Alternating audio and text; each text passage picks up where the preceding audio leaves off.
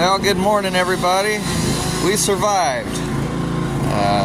Lots of damage, tree debris, no structural damage. Over 2 million people in the area without power.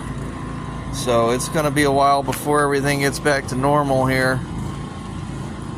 But at least we are alive. We got plenty of cleanup to do, though, definitely.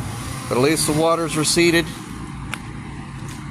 Neighbors are out working, getting everything back to normal.